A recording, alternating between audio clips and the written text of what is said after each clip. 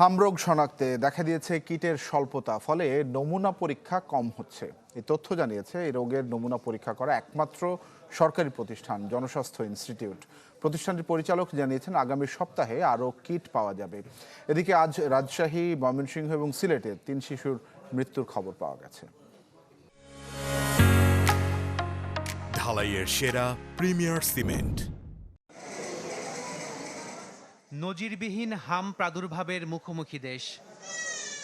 মার্চের মাঝামাঝি থেকে এ পর্যন্ত হামের উপসর্গ আর হামে মৃত্যু হয়েছে ৩০০-র বেশি শিশুর।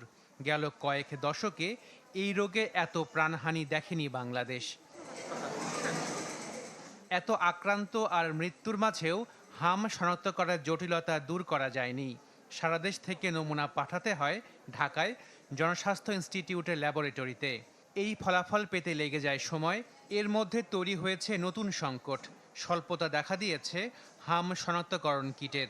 হাম শনাক্তকরণের যে আরটি-পিসিআর পরীক্ষা, সেটি যদি রাজশাহী মেডিকেল কলেজেই অথবা রাজশাহীতেই করতে পারতাম, তাহলে রোগীদের আমরা প্রাথমিক অবস্থায় শনাক্ত করতে পারতাম।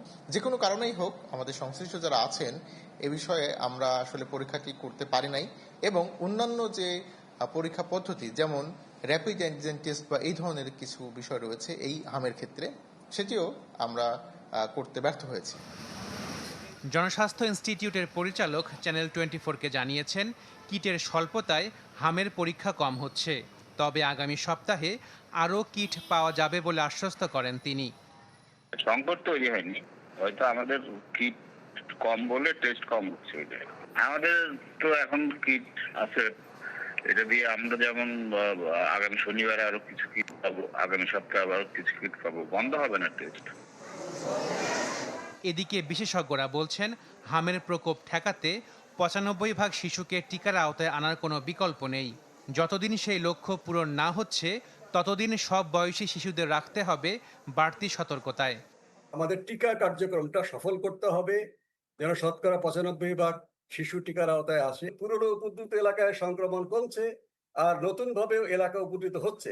এই জন্য বলছি যে প্রান্তিক পরিবারের শিশুদের, দরিদ্র পরিবারের শিশুদেরকে সবাইকেই, যারা হামে আক্রান্ত ওদেরকে হাসপাতালের মতো জায়গায় নেওয়া উচিত। স্বাস্থ্য দপ্তরের তথ্য মতে ১৫ মার্চ থেকে এ পর্যন্ত সারা দেশে হাম উপসর্গ নিয়ে হাসপাতালে ভর্তি হয়েছে প্রায় ৩০,০০০ শিশু। আশেকিন প্রিন্স, চ্যানেল 24, ঢাকা।